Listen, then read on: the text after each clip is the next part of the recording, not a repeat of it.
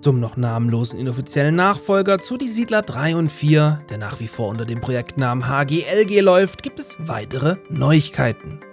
So schildert uns Lead Game Designer Robin Pütz, den die meisten als Ultimate Spin Dash kennen, die Beweggründe, die zur Entwicklung geführt haben, und nennt erste Details zum Spiel.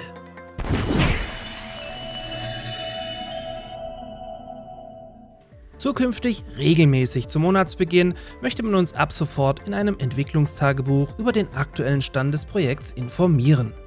Zu Beginn dieses Tagebuches teilt Ultimate Spin Dash die grobe Entstehungsgeschichte mit uns. So animierte die miserable Ubisoft Closed Beta Anfang 2022 für Die Siedler Neue Allianzen, sich mit der Idee auseinanderzusetzen, was man selbst anders machen würde.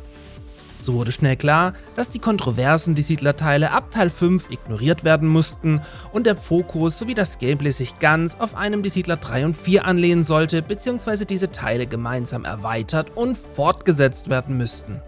In diesem Prozess stellte sich dann heraus, dass er beileibe nicht der Einzige war, der so ein Spiel gerne spielen wollen würde, und so nutzten sie mich eiskalt aus, um auf der Zocker-Lounge LAN ein erstes kleines Team hierfür zu gründen.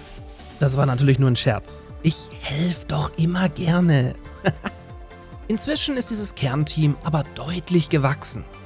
Auf die Aufforderung, sich für das Projekt zu bewerben, folgten schlussendlich über 30 Bewerbungen, die sich unter anderem auf die Bereiche KI, Sounddesign, Grafik und Animation verteilten. Ziel soll es weiterhin sein, möglichst alle ehemaligen und aktuellen Die Siedler 3 und 4 Spieler abzuholen. Sowohl Multiplayer-Spieler, die am liebsten ihre Bildorder optimieren, im Singleplayer gegen die KI antreten oder einfach nur eine schöne Siedlung voller wuselnder Siedler aufbauen möchten. Wie in der Vorlage sollen die Völker, die zu Beginn aus den Römern, den Wikingern und den Ägyptern bestehen werden, Schwertkämpfer, Bogenschützen und Speerkämpfer in den Kampf mit aktiver RTS-Steuerung führen dürfen. Ebenfalls klassisch wird jedes Volk über eine eigene Spezialeinheit verfügen und von Priestern und Hauptmännern begleitet werden, die man aus Die Siedler 4 kennt.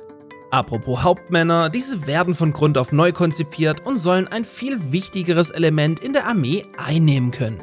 Gänzlich neu werden Kavallerieeinheiten das Portfolio ergänzen. Ebenfalls neu ist, dass sich zukünftig diverse Gebäude ausbauen lassen sollen. Auch Forschung soll als neues Element hinzukommen. Details gibt's hier aber noch keine.